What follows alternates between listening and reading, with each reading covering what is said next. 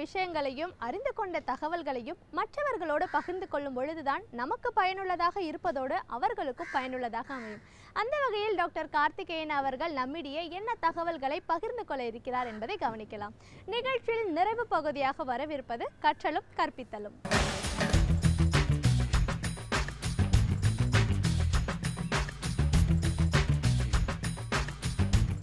வணக்கம்.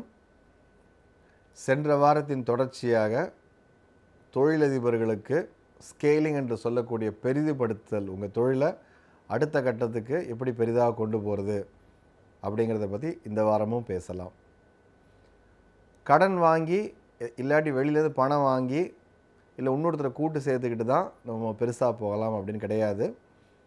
ஆதாரமாக எப்படி நம்ம தொழில் இருக்குது, தொழில் இதுவை பெரிதாவதற்கான இது வாய்ப்பு இருக்கான்னு முதல்ல பாருங்கள், அந்த ஸ்கோப் இருக்கான்னு பாருங்கள் இந்த தொழிலில் அப்படிங்கிறத பற்றி போன வாரம் சொன்னோம். தவிர என்னென்னலாம் செஞ்சால் ஸ்கேல் பண்ண முடியும் அப்படிங்கிறத பற்றி பேச ஆரம்பித்தோம். ஒரு விஷயம் ஆதாரத்தில் என்ன செய்கிறோன்னா, பல பேர் பண்ணுற விஷயம் இவங்க கூட்டாளிகள் கூட பார்ட்னர்ஷிப் இல்லையா, நிறைய பார்ட்னர்ஸ் இருந்தால் நிறையா பணம் வரும்னு நினைப்பாங்க. ஆரம்பத்தில் எப்படியாவது தொழில் ஆரம்பித்தா போதுங்கிறதுல பல பேர் செய்கிற தவறுகள் நிறைய பேர் சேர்த்திக்கிறது, யார் என்னன்னு சொல்லி தெரியாமல் சேர்த்துக்கிறது, பணம் இருக்குங்கிற ஒரே ஒரு காரணத்துக்காக கூட்டாளியை சேர்த்துக்கிறது, சரியாக தன்னுடைய டேர்ம்ஸை தெளிவுபடுத்தாமல் இருப்பது, சேர்ந்த பிறகு யாருக்கு என்ன வேலை எந்த மாதிரி, அதாவது அவங்களுடைய என்னவா கூட்டாளியாக மட்டும் இருக்க போகிறாங்களா இல்லை தொழிலை இயக்குவதில் அவங்களுக்கு பங்கு இருக்கா அப்படிங்கிற தெளிவு இல்லாமல் இருப்பது, பணம் வரும்பொழுது என்ன செய்யலாம் அப்படிங்கிறதுல இதெல்லாம் வர்றப்போ என்ன ஆகுன்னா, பல நேரங்களில் ஆரம்பத்தில் ஒன்றும் இல்லை, கொஞ்சம் பணம் வளர்கிற சமயத்தில் தான் கண்டிப்பாக என்ன கருத்து வேறுபாடுகள் வரும். அப்போ என்ன செய்யணும்னா, கூட்டாளிகளுக்குள்ள முக்கியமான விஷயம் மனமொத்த தன்மை இருக்கணும், ஒரு சமமான நோக்கம் இருக்கணும், அதில் யார் தொழிலுக்குள்ளே இருந்து செய்ய போகிறாங்கங்கிறதுல ஒரு கவனம் வேணும். எந்த ஒரு கேள்வியும் அசௌகரியமான கேள்விகளையும் சகஜமாக கேட்கக்கூடிய சூழல் இருக்கணும். இப்போ பணம் கொடுத்தாச்சு அப்படிங்கிறனால அவர் என்ன சொன்னாலும் கேட்டுக்கணும்னு கிடையாது, பணம் வாங்கியாச்சு அப்படின்னு இல்லாமல் எதை வேணால் கேட்டுக்கணும் அப்படிங்கிற சூழ்நிலை வரணும். பணத்தினால் மட்டுமே ஒரு தொழில் வளர முடியாது. திரும்ப திரும்ப சொல்கிறேன், பல பேர் தோற்றவங்க கேட்டிங்கன்னா சொந்த பணத்தை முழுசாக போட்டவங்கள தான் இருக்கும். ஆனால் சில பேர் வெறும் ஒரு பேப்பரில் கரெக்டான ஐடியாவை வச்சுக்கிட்டு நூற்றுக்கணக்கான கதவுகளை தட்டி மேலே வந்தவங்க நிறைய பேர் இருக்காங்க. கை பணத்தை வச்சு தான் வளரணும் அப்படின்றதுனா இங்கே யாருமே அந்தளவுக்கு வர முடியாது. அப்போ என்ன தேவைன்னு கேட்டிங்கன்னா, தொடர்ந்து பார்க்கக்கூடிய விஷயங்கள் என்ன, பிஸ்னஸ் பிளானில் ஸ்கேல் பண்ண முடியுமா அந்த பிஸ்னஸ்ன்னு பார்க்குறாங்க. யார் ஆக்சுவலாக முதலீடு பண்ணுறாங்க. இன்றைக்கி முதலீடு பண்ணுறவங்க நிறைய பேர் வெளியில் இருக்காங்க. இந்த சீட் கேபிட்டல்லேருந்து ஆரம்பிச்சுன்னு பின்னாடி வெஞ்சர் கேபிட்டலிஸ்ட்னு சொல்லக்கூடிய எல்லாம் ஏஞ்சல் இன்வெஸ்டர்னு சொல்லுவாங்க ஆங்கிலத்தில். உங்களுக்கு இவங்கெல்லாம் என்ன வேலைன்னு கேட்டிங்கன்னா, இவங்களுடைய வேலை தன்னுடைய பணம் எந்த இடத்துல வளரும்னு பார்த்து வளரக்கூடிய ஒரு தொழிலை முதலீடு பண்ணுறது. அவங்க ஒரு 20 தொழிலில் எல்லாத்துலேயும் முதலீடு பண்ணியிருப்பாங்க. அந்த 20ல் 10 சுமாராக இருக்கும், 5 சரியாக இருக்காது, ஒரு 3 நல்லா போகும், 1 பிரமாதமாக இருக்கும். ஸோ 20 தொழிலில் 1 காப்பாற்றி கொடுத்துரும். இப்படி தான் அவங்க பண்ணுவாங்க. அவங்க என்ன பார்க்குறாங்கன்னு கேட்டிங்கன்னா, திரும்ப திரும்ப சொல்கிற விஷயம், தெளிவாக இருக்கா அந்த பிஸ்னஸ், நீட் இருக்கா அப்படின்னு பார்க்குறாங்க. நீங்கள் பண்ண போகிற தொழிலுக்கு தேவை இருக்கா, முதல்ல ஸ்கோப் இருக்கா, யார் இந்த வாடிக்கையாளர், எந்த அளவுக்கு பணம் தேவைப்படுது, எந்த அளவுக்கு ஸ்கேல் பண்ண முடியும், இது சைக்கிள், பிஸ்னஸ் சைக்கிள்பாங்க, எல்லாத்துக்கும் இருக்கிற மாதிரி தான் இதுக்கும்.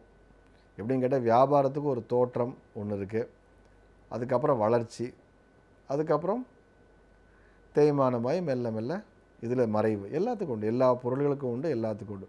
இது ஒரு சைக்கிள், பிஸ்னஸ் சைக்கிள். எத்தனை நாள் இந்த பிஸ்னஸ் சைக்கிள் இருக்கும், அந்த பிஸ்னஸ் சைக்கிளில் நம்ம எங்கே இருக்கோம் காலகட்டத்தில். நீங்கள் செய்கிற தொழில் இப்போ யாராவது ஒருத்தர் டிரான்சிஸ்டர் வியாபாரம் பண்ணுன்னு தொழில் கேட்டிங்கன்னா போயிடுச்சுங்க அப்படின்ட்டுருவாங்க. இல்லை நீங்கள் வராத அதாவது அடுத்த ஒரு 10-20 வருடங்கள் கழித்து வரப்போகிற விஷயத்தை நீங்கள் கேட்டீங்க, சூரிய சக்தியின் மூலமாக அப்படின்னு சொல்லி ஒரு பயங்கர டெக்னாலஜினா உடனே கிடைக்காது, அது யார் புரிஞ்சவங்க தான் கிடைக்க முடியும். ஆனால் இன்றைக்கு இருக்கக்கூடிய நடைமுறையில் இருக்கக்கூடிய சைக்கிளில் இருக்கக்கூடிய பிஸ்னஸ் சைக்கிளில் இருக்கக்கூடிய விஷயங்களை எளிதாக கிடைக்கும்.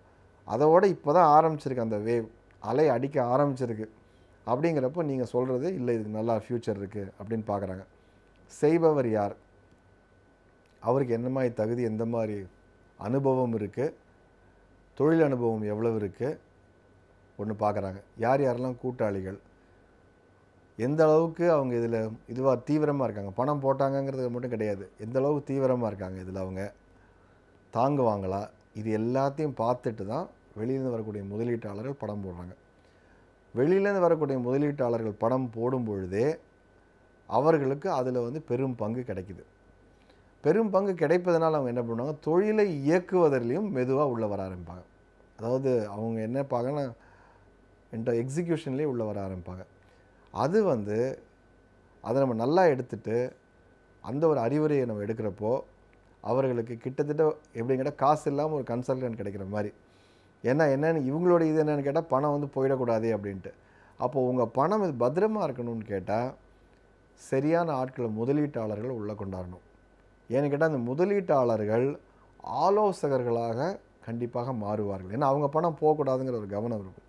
நீங்கள் உங்கள் நண்பர் 3 பேரை கொண்டாந்தீங்கன்னா அவங்ககிட்ட பணம் மட்டும் இருக்கும், உங்களை மாதிரி அவங்களுக்கு அனுபவம் இருந்திருக்காது, இல்லை உங்களுக்கு இருக்கக்கூடிய அதே சிக்கல்கள் இருக்கலாம். அப்போது அதேமாதிரி நம்மளுக்கும் என்னென்னு பார்த்தீங்கன்னா நம்ம இது வரைக்கும் என்ன பார்த்தோமோ அவ்வளோதான் தெரியும். இவங்க ஒரு 100 தொழிலை பற்றி தெரிஞ்சு ஒரு 20 தொழிலில் பணத்தை போட்டிருக்காங்கன்னா அதுலேருந்து கற்றுக்கிட்ட விஷயங்களை இயல்பாக சொல்லுவாங்க. திரும்ப திரும்ப இப்போ வரக்கூடிய ஸ்டார்ட் அப்ஸ் எல்லாருமே என்ன பார்க்குறாங்கன்னு கேட்டிங்கன்னா பல இடங்களில் போட்டிகளுக்கு போகிறாங்க. போட்டிகளுக்கு போகும்பொழுது இதுதான் என்னுடைய தொழில் அப்படின்னு அவங்க வெளியே சொல்கிறப்போ 100 விதமான கேள்விகள் வரும். எப்படி ஜெயிக்கும், எப்படி பணம் திரும்பி வரும், கரெக்டாக இவங்க கேள்விகளை கேட்க கேட்க உதாரணத்துக்கு சொன்னால் எப்படி இந்த சினிமாவில் முதல் படத்துக்காக சொல்லுவாங்க பார்த்தீங்கன்னா அசிஸ்டன்ட் டைரக்டர் போய் சொல்லுவாங்க. சொன்னால் ஒவ்வொருத்தரும் 1008 நொல்லை கண்டுபிடிப்பாங்க. அது எப்படி இல்லையே, இந்த இடத்துல லாஜிக் இடிக்குது, அது எப்படி கரெக்டாக இந்த ஒவ்வொரு கேள்விக்கும் பதில் கண்டுபிடிக்கிறதுக்காக அந்த கதையை செப்பனிட்டு திரும்ப திரும்ப திரும்ப திரும்ப சரி பண்ணி பல பேருக்கு முதல் பட சக்ஸஸ் இப்படி தான் வருது. 2வது படத்தில் சாயம் வெளுத்துடும், அது வேறு விஷயம். முதல் படத்தில் ஏன் அப்படின்னு கேட்டிங்கன்னா அது பல பேர் கை வச்சு வந்த கதை. அதேமாதிரி நம்ம தொழிலையும் பல பேர் கை வைக்கணும். நம்மளுக்கு என்ன பயம்னா நம்ம சொல்லிட்டு தொழில் ரகசியம் வெளியில் போயிடும், இந்த பயமே வேண்டாம். தொழில் ரகசியம் அப்படிங்கிறது நம்ம என்ன நினச்சிட்ருக்கோன்னா இந்த நீடு யாருக்குமே தெரியாது, இந்த தேவை யாருக்குமே தெரியாது, நம்ம தான் முதல்ல போய் ஆரம்பிக்கணும் அப்படின்னு. என்னை பொறுத்தவரை இன்றைக்கி எல்லாருக்கும் எல்லாமே தெரியும். தொழில்நுட்பம் வந்த பிறகு தகவல்கள் ரொம்ப சுலபமாக கிடைக்குது. ஒரே ஒரு எண்ணத்தை கொண்டு 100 பேர் வந்தால் கூட ஜெயிக்கிறவங்க ஒரு ஆள் 2 பேர் தான் இருக்காங்க. அதனால் எண்ணம் வெளியில் போடுமேங்கிறத விட முக்கியமான விஷயம் நமக்கு தேவையான விஷயங்களை, முக்கியமாக என்ன குறைகளை கண்டுபிடிக்கணும், குறைகளை விமர்சனங்களை ஏற்றுக்கொள்ளணும். ரொம்ப ஆரம்ப காலத்துலேயும் இதை செய்யணும், ஆரம்பிக்கிறதுக்கு முன்னாடியே செய்யணும். இது செஞ்சால் எந்தெந்த விதமாக சிக்கல் வரும், சட்ட ரீதியாக எங்கே சிக்கல் வரும், தொழில் ரீதியாக எங்கே சிக்கல் வரும், சந்தை ரீதியாக எங்கே சிக்கல் வரும், மனிதவள ரீதியாக எங்கே சிக்கல் வரும், நிதி ரீதியாக எங்கே சிக்கல்கள் வரலாம், இப்படின்னு பல கேள்விகளுக்கு பதிலை தயாராக வைக்கும் பொழுது ஓரளவுக்கு இந்த ரிஸ்க்குன்னு சொல்லக்கூடிய விஷயத்தை அப்சர்வ் பண்ணிக்கிறோம். அப்புறம் நம்மளை நம்பி பணம் போடுறவங்க, நல்ல இந்த மாதிரி பெரிய ஆட்கள் பணம் போடுறாங்க அப்படின்னா நம்ம ஸ்டேக், நம்முடைய பங்கு குறைய ஆரம்பிக்கும். ஆனால் நாளைக்கு உங்களுக்கு இது வேல்யூவேஷன் ஆகும் பொழுது கிடைக்கக்கூடிய பணம் நீங்கள் சின்ன அளவில் இருந்ததை விட மிக அதிக அளவு இருக்கும். அப்போ என்ன செய்யணும்னா அந்த லெட் கோன்னு சொல்லக்கூடிய விட்டு கொடுக்கக்கூடிய மனப்பான்மையும் வரணும். தொழிலில் மேலே வர்றதுக்கு எந்த அளவுக்கு பற்றுதல் இருக்குதோ அந்தளவுக்கு விட்டு கொடுத்தலும் வேணும். ஏன்னா தொழிலை வளர்த்துவது, உருவாக்குவது, வளர்த்துவது, விட்டு கொடுப்பது, இந்த 3 முக்கியமானது. இந்த 3ஐயும் செய்யும் பொழுது தான் நான் சொன்ன விஷயம். விட்டு கொடுக்காமல் அதுலேருந்து இன்னும் பெருசு பண்ணி அதுலேருந்து இன்னும் நீங்கள் 100 தொழில் நீங்கள் போகலாம். இல்லை இது போதும், அடுத்த கட்டத்துக்கு இதை நம்ம கொண்டு போயிட்டு வேறு பக்கம் போகலான்னு நினச்சிட்டும் போனவங்க இருக்காங்க. ஆனால் எதுவாக இருந்தாலும் இந்த 3ஐயும் செய்யும் பொழுது தான் ஒரு தொழிலதிபர், சில பேர் ஒரே இடத்த பிடிச்சிப்பாங்க, அந்த அதே இடத்தையே பிடிச்சிக்கிட்டே அதே தப்பை பண்ணிக்கிட்டு 20 வருஷம் 30 வருஷம் போயிடும். அதற்கு பதிலாக நிறைய சின்ன பசங்க இன்றைக்கி பார்க்கலாம், இளைஞர்கள் பிரமாதமாக செய்கிறாங்க. ஏன்னு கேட்டால் 2-3 தவறுகளில் கற்றுக்கிட்டு 4வது தடவை வர்றப்போ சடார்னு விட்டு வராங்க. இந்த விட்டு வருதல் என்பது ரொம்ப முக்கியமான விஷயம்.